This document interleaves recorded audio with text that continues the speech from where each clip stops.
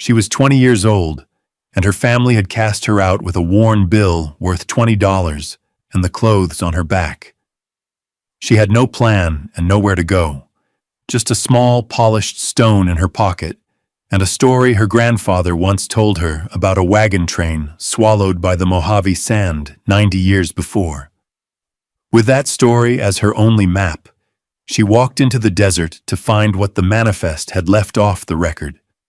But what nobody knew, what even her grandfather had only guessed at, was that inside the last wagon, buried under a century of heat and silence, was a future she could claim as her own. Settle in close and listen. Let us know where you're watching from tonight. Margaret Cole was raised on a hard-scrabble farm in the dry hills bordering the Great Desert, a place where the wind scoured the paint from the house and hope from the heart. Her parents were practical people, their hands calloused from work and their words pared down to necessity. Love was a full silo, affection was a mended fence, and a child's worth was measured in the weight they could lift. Margaret had two older brothers, both built like their father, solid and silent and capable. Margaret was built differently, leaner and more watchful, with her grandfather's eyes. Her grandfather, Elias Cole, had been a prospector in his youth and a well-digger in his later years, a man who understood the language of stone and water. He had lived with them until he died when Margaret was 16, and in those years, he was the only one who saw the girl for who she was. He taught her not how to plow or mend, but how to read the land. He showed her how a line of cottonwoods meant water hidden deep underground, how the color of a rock could speak of iron or copper, and how the shape of the clouds in the late afternoon could foretell a flash flood or a week of blistering sun. In his small, dusty workshop behind the barn, a place that smelled of oil and metal and dry wood, he taught her the proper use of his tools.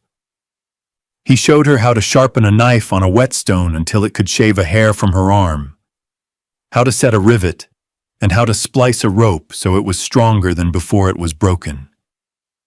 He spoke to her of the world beyond their fences, of geology and history, and of the lost stories the desert held.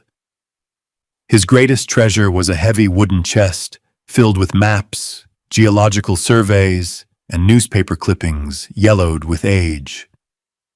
It was from that chest he pulled the story of the Silica Queen, a wagon train that vanished in the summer of 1852, supposedly hauling silver ore, but rumored to be carrying something far more delicate and strange. He believed they had been caught in a singular, violent sandstorm that had not just buried them, but shifted the very landscape, hiding them from all who searched. He had a theory about their location, a place where the prevailing winds carved out a deep basin between two low mesas. It was their secret, a legend they tended together.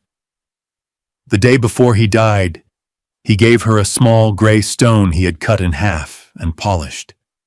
It was a thunder egg, an unprepossessing rock on the outside, but inside it held a star of pale blue agate.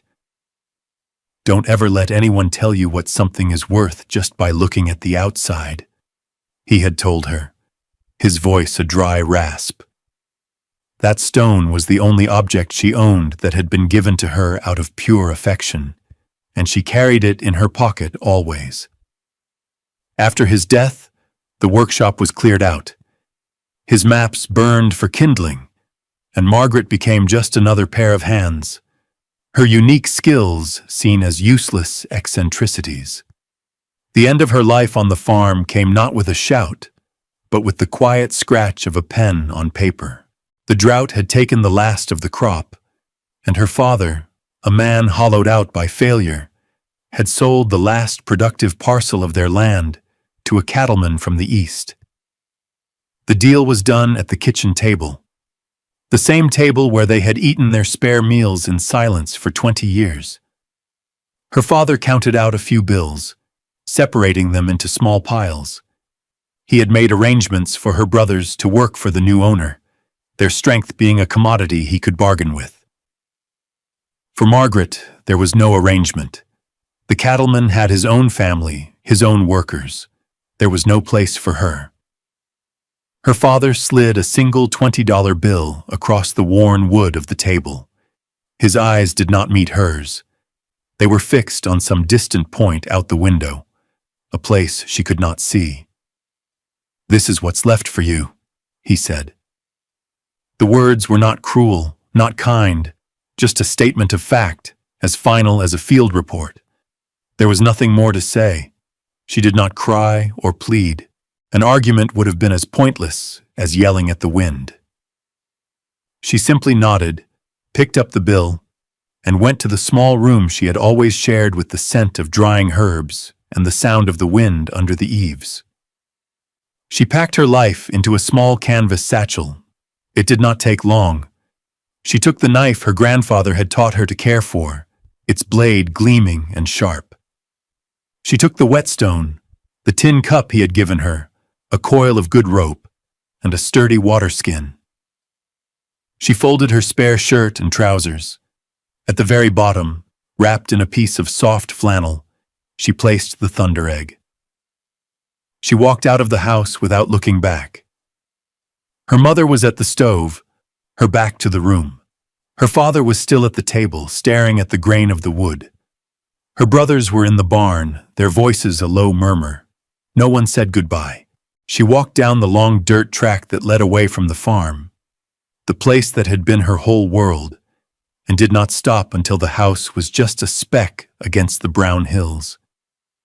She felt not grief, but a strange, quiet emptiness, the clean feeling of a slate, wiped bare. The only thing she had left of any value was a story, a secret whispered in a dusty workshop years ago. She turned her face toward the south, toward the vast, shimmering expanse of the Mojave, and began to walk. The $20 bill was folded neatly in her pocket, a brittle piece of paper that represented the sum total of her family's obligation to her. The agate, smooth and cool against her palm, felt infinitely more valuable. It was a promise. The journey was a lesson in solitude and survival. The sun was a physical weight, pressing down on her shoulders, bleaching the color from the sky until it was a pale, hazy blue. The air was so dry it seemed to pull the moisture from her skin, and the silence was a living thing, broken only by the rasp of her own breathing and the scuttling of unseen lizards in the scrub. She walked with the steady, ground-eating pace her grandfather had taught her, a rhythm that conserved energy and covered miles. She thought of his lessons. Walk in the cooler hours of the morning and evening. Rest during the high sun. Never drink all your water. Always leave a third in reserve. She followed the faint traces of old game trails, her eyes scanning the ground for tracks, for the subtle signs of life the desert offered to those who knew how to look. She found water at a small seep, a patch of damp sand at the base of a rock outcropping that she recognized by the cluster of hardy green plants growing there. She spent an hour digging with her cup, waiting patiently as the hole slowly filled with cloudy, precious water. She filtered it through a piece of her spare shirt and filled her water skin. The simple act, a profound victory. At night, the desert transformed. The oppressive heat gave way to a surprising chill, and the sky became a vast, deep bowl of stars, more brilliant than she had ever seen them from the farm. She would build a small fire from creosote branches, the wood burning hot and fast with an acrid, resinous smell. She ate sparingly from the small sack of jerky and dried fruit she had bought in the last town, making it last. She was not lonely. The silence felt like a kind of companionship, and the presence of her grandfather felt intensely real. She would take out the agate and turn it over in her hands, the polished surface cool against her skin, and she could almost hear his voice, telling her to observe, to be patient, to trust what she knew. She was heading for the place on his hand-drawn map, a location marked with a small, confident X in faded ink. The Basin of Whispering Winds. He had named it himself. It was a journey of over 100 miles on foot, a distance that would have seemed impossible to the girl she had been a week ago. But out here, time and distance felt different, measured not in days or miles, but in sunrises, in the finding of water, in the slow, steady progress across an unchanging landscape. She was being stripped down to her essential self, to the core of competence and resilience Elias Cole had so carefully nurtured. The farm, her family, the life she had known, it all seemed to be part of a distant dream. The only reality was the sun, the sand, and the story that pulled her forward. She found the first sign on the 10th day. She had reached the basin, a wide, shallow depression between two long, low mesas, just as Elias's map had shown. The wind moved constantly here, a low, mournful sound that gave the place its name.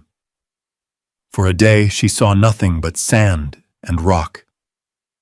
She was beginning to feel the first tendrils of doubt, a cold whisper that told her she had been chasing a fool's story.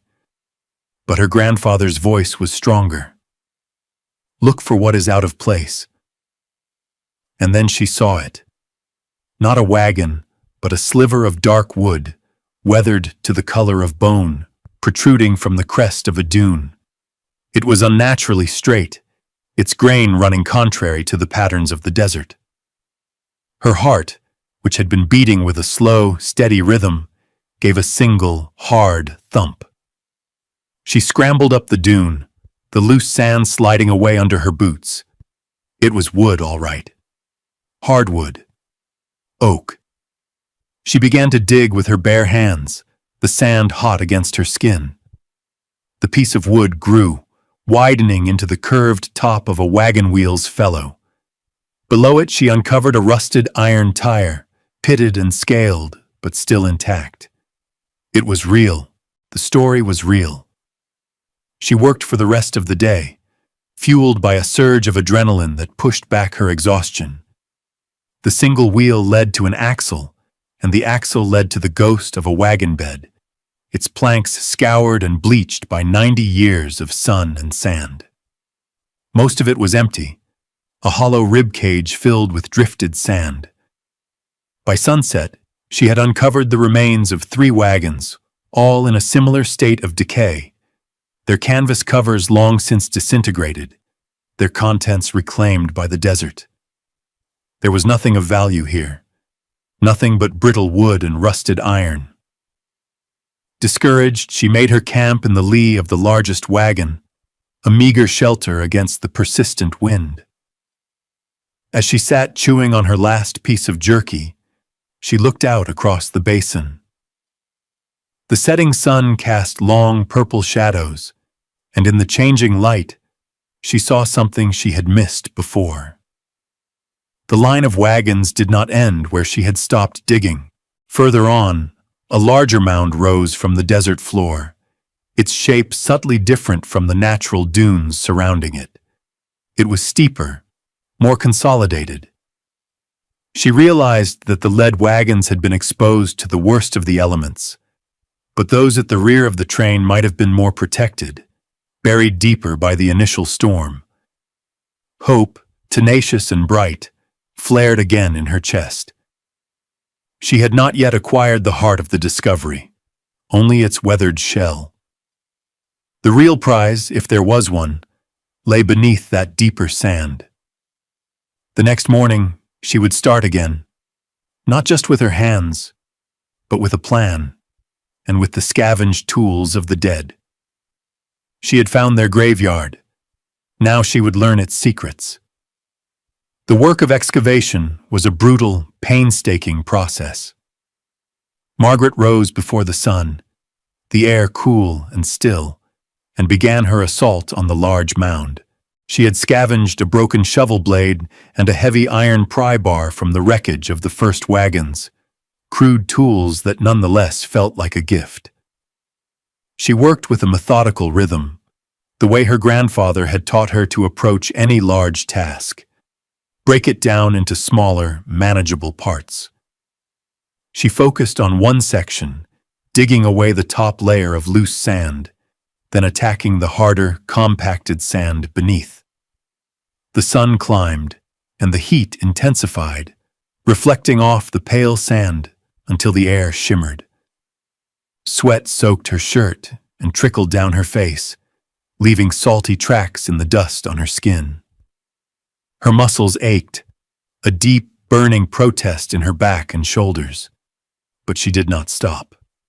Each shovelful of sand was an act of defiance, a refusal to be beaten by the desert or by the quiet dismissal that had sent her here. She was not just digging for a wagon, she was digging for a foothold in the world. By midday, she had uncovered the top of a canvas-covered hoop, the fabric miraculously preserved in places where the sand had been deepest. It was brittle and tore at the slightest touch, but its presence confirmed she was in the right place. This wagon was far more intact than the others. She kept digging, her movements becoming slower but no less determined. She drank from her water skin, rationing the warm, metallic-tasting water. She thought of the people who had been here, trapped in a roaring, blinding storm of sand. Had they been afraid? Had they known they were going to die? The silence of the basin felt heavy with their unspoken story.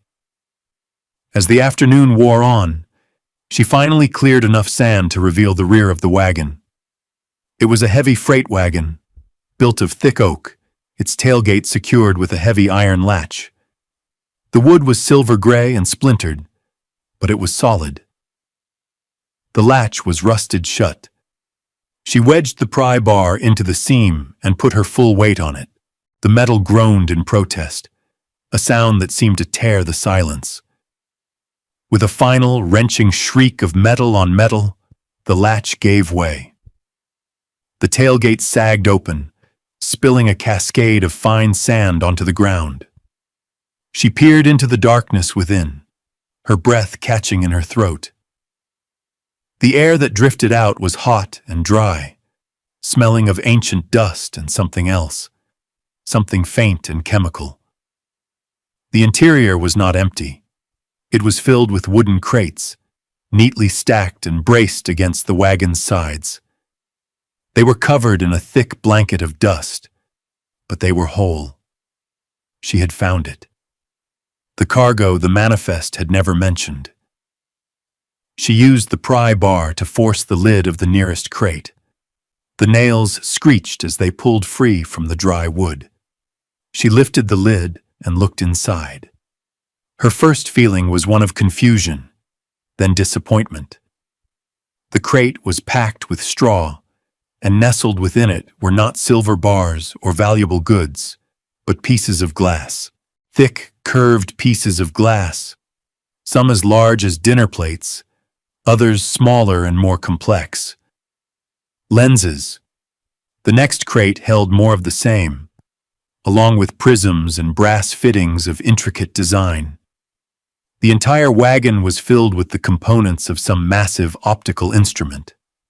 It was a cargo of scientific equipment, valuable to the right person, certainly. But to her, here, in the middle of the desert, it felt like a cruel joke. Exhausted and disheartened, she slumped against the side of the wagon. Had she come all this way for a collection of useless glass? But then her grandfather's words returned to her. Don't ever let anyone tell you what something is worth just by looking at the outside. She had to see it all. She went back to work, methodically opening each crate. In the very last one, tucked away in a corner, was something different.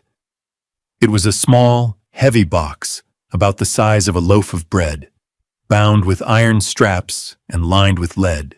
It was far too heavy to be filled with glass. With trembling hands, she forced the pry bar under its lid. The top popped open with a soft puff of contained air. Inside, nestled in velvet that had mostly decayed into dust, were three things. First, a small stack of double eagle gold coins, their surfaces gleaming dully in the dim light. There were perhaps 50 of them, a small fortune, enough to buy a house, a business, a new life. Second, there was a leather-bound journal and a sealed letter. The paper yellowed, but the ink still dark and clear. And third, lying beside the letter, was a small object wrapped in what was once a silk handkerchief, a wooden bird, carved with exquisite detail from a single piece of dark wood, its wings half spread as if in mid-flight. She reached in and picked up the letter. The wax seal crumbled at her touch. The envelope was addressed in a neat, elegant hand. To whomever finds this in God's time. She unfolded the single sheet of paper and began to read. The voice that spoke from the page was calm, precise, and filled with a sorrow so profound it seemed to echo across the 90 years. My name is Samuel Thorne.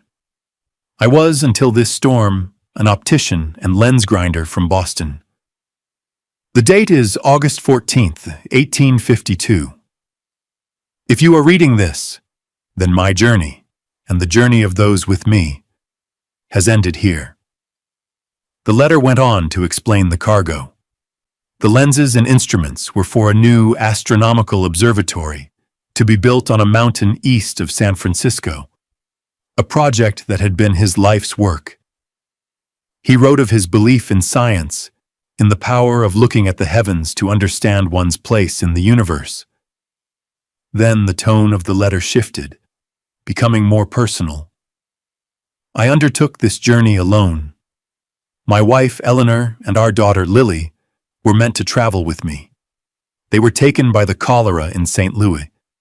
I buried them myself, by the side of the wide Missouri River.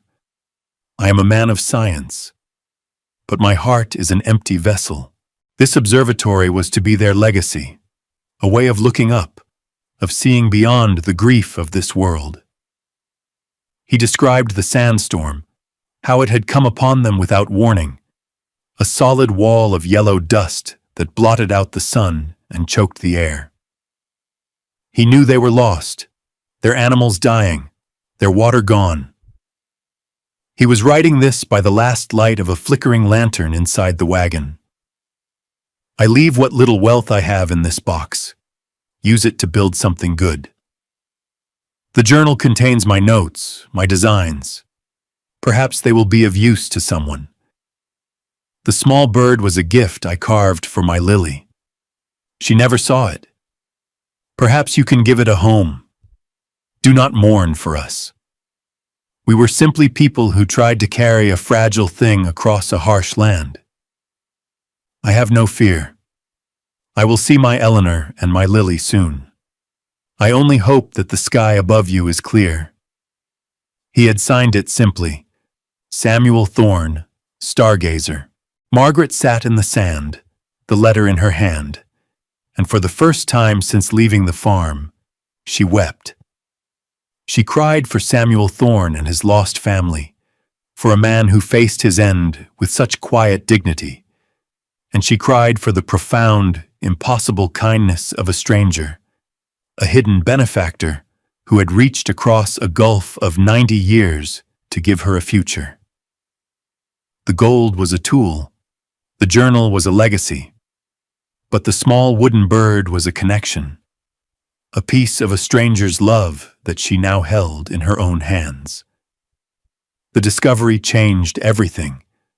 The gold was a means, but the letter was a purpose.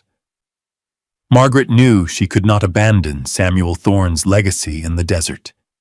She had a responsibility to him, to the fragile thing he had tried to carry. Her first priority was to get back to civilization. She carefully repacked the lead-lined box, securing the coins, the journal, and the wooden bird. She took one of the largest lenses, wrapping it carefully in her spare shirt, as proof of her claim. She sealed the wagon as best she could, marking its location on her grandfather's map with a precise and steady hand. Then, with a new sense of direction, she began the walk out of the basin. The journey was different this time. She was no longer a drifter, but a woman with a secret, a treasure, and a task. She walked for 3 days, her water skin nearly empty, until she saw the smudge of smoke on the horizon that meant a settlement. It was a small, dusty mining town called Prospect's End, a collection of weathered wooden buildings clinging to the side of a sun-baked hill. She walked into the town's single street, attracting curious stares. She was a strange sight. A young woman, alone, covered in dust. Her clothes ragged, but her eyes clear and determined. Her first stop was the general store. Behind the counter stood a woman in her 50s with wise, dark eyes and work-roughened hands. Her name was Alma Reyes. Margaret bought a new water skin, a sack of flour and bacon. She paid for it with a single $20 gold coin from Samuel Thorne's box. Alma looked at the coin, then at Margaret, her expression unreadable. She gave Margaret her change in silver dollars without a word, but a silent understanding passed between them. The gold bought her more than supplies. It bought her a measure of respect. Her next task was to find a way to move the wagon. She needed help, and she needed tools. Alma directed her to the blacksmith's shop at the edge of town. The smith was an old man named Jedediah Stone, with a great white beard and arms as thick as oak branches. He was hammering a glowing piece of iron on his anvil, the rhythmic clang echoing through the dusty air. Margaret waited patiently until he was finished. She explained what she needed: a sturdy mule, a block and tackle, and help in salvaging a heavy wagon. She didn't say where or what was in it, only that it was old and deeply buried. Jed was skeptical, his eyes crinkling at the corners as he studied her. "That's a man's work, girl," he said, his voice a low rumble. Margaret met his gaze without flinching. "I've done the digging myself. I just need help with the lifting." She showed him the lens. He took the heavy piece of glass, turning it over in his huge hands, his skepticism slowly turning to wonder. "I'll be," he murmured. "Never seen glass like this." He agreed to help, for a fair price and a share of any salvageable iron. He was the first person who had not questioned her ability, but had simply seen the evidence and made a practical decision. He was a man, like her grandfather, who understood the world through tangible things. Together, they made a plan. The rebuilding was not of a house, but of a possibility. The final piece of her plan fell into place when a young Paiute man named Kai came into the smithy to have a horse shod. He was quiet and observant, and he moved with an easy grace that spoke of a life spent in the open country. Jed introduced them. Kai knew the desert better than anyone. He knew the hidden trails, the hard-packed ground that could support a heavy wagon, the places to avoid. Margaret offered him a share of the salvageable wood from the other wagons, wood being a scarce and valuable commodity in the desert, if he would guide them and help with the recovery. He looked at her for a long moment, his dark eyes seeming to take in her entire story, then gave a short, decisive nod. The community was forming, not through declarations of friendship, but through a series of quiet, practical agreements. Alma provided them with provisions for the journey. Jed supplied the tools and the expertise. Kai offered his knowledge of the land, and Margaret provided the purpose, the driving force born from a stranger's letter and a grandfather's story. With her small team assembled, she felt a strength she had never known before, the solid, reliable strength of shared work. The salvage operation was a testament to ingenuity and hard labor. Kai led them back to the Basin of Whispering Winds, along a route that wound through canyons and across dry lake beds, a path that would have been invisible to an outsider. When they arrived, Jedediah Stone stood before the half-buried wagon and let out a long, low whistle. 90 years, he said, running a hand over the weathered oak. Built to last, these ones were. The three of them worked together with an unspoken efficiency. Jed, with his immense strength, rigged the block and tackle to a sturdy rock outcropping. Kai, nimble and quick, cleared the remaining sand with a tireless energy. Margaret directed the operation, her voice calm and steady, drawing on the mechanical knowledge her grandfather had given her. They used jacks and levers to lift the wagon's frame, shoring it up with rocks as they worked. Jed examined the axles and wheels, his experienced eye spotting cracks and weaknesses. They spent a full day making field repairs, using iron strapping and ingenuity to reinforce the undercarriage until Jed declared it strong enough for the slow journey back. Getting the heavy wagon out of the deep sand was the hardest part. They hitched the mule, along with Jed's own powerful draft horse, to the wagon tongue. The animals strained, their muscles bunching, but the wheels only spun uselessly. It was Kai who solved the problem. He had them lay down planks scavenged from the other wrecks, creating a temporary road over the softest sand. On the third try, with Jed and Kai pushing from behind and Margaret guiding the animals, the old wagon lurched forward with a groan of ancient wood and began to move. It rolled out of the sandy grave where it had rested for 90 years and onto the hard-packed desert floor. It was a moment of quiet triumph. They spent another 2 days dismantling what was left of the other wagons, loading the good wood and iron onto the salvaged freight wagon. As they worked, a quiet camaraderie grew between them. They shared their water and their food, and in the evenings, they sat around the fire, speaking little but sharing a sense of accomplishment. Margaret told them the story of Samuel Thorne, reading his letter aloud by the flickering firelight. When she finished, there was a long silence. "A good man," Jed said at last, his voice rough with emotion. Kai simply nodded, his eyes on the brilliant stars overhead. They were no longer just salvagers, they were custodians of a legacy. The journey back to Prospect's End was slow and arduous, but they made it. When the strange procession, the ancient, heavily laden wagon pulled by 2 mismatched animals and escorted by the old blacksmith, the young Paiute, and the dust-covered girl, rolled into town, people came out of their homes and the saloon to stare. Margaret was no longer the anonymous stranger who had walked in a week before. She was the woman who had walked into the desert and returned with a ghost. She was the wagon girl. The story of her discovery spread through the town, growing with each telling. She became a local legend. But Margaret paid little mind to the stories. She had work to do.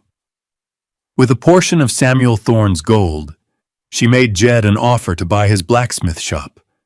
He was getting old, his back stiff in the mornings, and he was ready to retire. He accepted on one condition, that he stay on for a year to teach her the finer points of the trade, the secrets of tempering steel and welding iron that could only be passed from master to apprentice. She agreed immediately. The blacksmith shop became her home and her business. The unwanted, abandoned building at the edge of town, just like the wagon, became her anchor. She had a place. The front of the shop was for the forge and the anvil, where she did repairs for the miners and ranchers.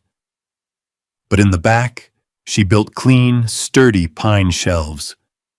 There, she carefully unpacked Samuel Thorne's cargo.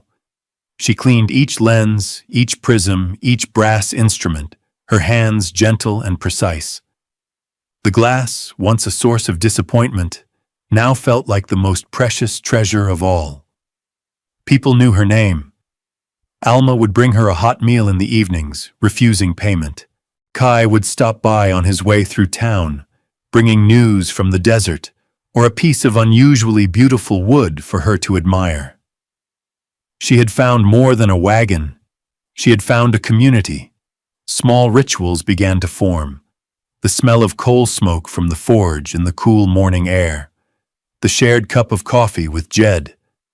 The quiet evenings spent cataloging Samuel Thorne's instruments by lamplight. The wagon, a burden of history, had transformed into a livelihood, a home, and a purpose. It was not a fancy life, but it was warm, functional, and hers. Months passed, turning into a year. The rhythm of her life was set by the heating and cooling of iron, by the needs of her neighbors, and by the slow, patient work of understanding Samuel Thorne's legacy. The blacksmith shop was no longer just a place of work. It was a sanctuary. The scent of coal smoke, hot metal, and oiled leather was the smell of her independence. The tools on the walls were not just objects. They were extensions of her hands, instruments of her will. Jed had taught her well, and now she could shoe a horse, repair a broken axle, or forge a new gate latch with a confidence that felt as solid as the anvil she worked on. The people of Prospect's End had accepted her as one of their own. She was Margaret, the smith, the woman who could fix anything. They brought her their broken tools and their troubles, and she listened to both with the same quiet attention. One evening, as the sun set behind the western hills, casting long shadows across the dusty street, Margaret stood in the back room of her workshop. The forge was banked for the night, its embers glowing with a soft, orange light. A gentle warmth filled the space. On the shelves before her, the lenses and prisms of Samuel Thorne's telescope were arranged in perfect order, each one cleaned and catalogued. They caught the last rays of sunlight, fracturing the light into 100 tiny rainbows on the wooden walls. She reached up and took down 2 small objects from the top shelf. In her left hand, she held the thunder egg her grandfather had given her, its polished agate star a cool, smooth weight against her palm. In her right, she held the small wooden bird that Samuel Thorne had carved for his daughter, its delicate wings seeming to tremble with arrested motion. She held them together, one from the man who had given her a past, and one from the man who had given her a future. She thought of her father's house, of the silence at the kitchen table, of the $20 bill that was meant to be the end of her story. She had walked away from that life with nothing but a stone and a memory, and they had led her here. She had faced the desert alone, had dug a future out of the sand with her own 2 hands. Samuel Thorne, a stranger she would never know, had trusted her. Elias Cole, her grandfather, had believed in her. Jed, Alma, and Kai had helped her. She placed the agate and the bird side by side on the shelf, 2 small, beautiful things that had been carried across a harsh land. They belonged together. Margaret Cole was 20 years old when she was cast out with $20 to her name. She had walked into the desert with nothing but a story. It was the best inheritance she had ever received,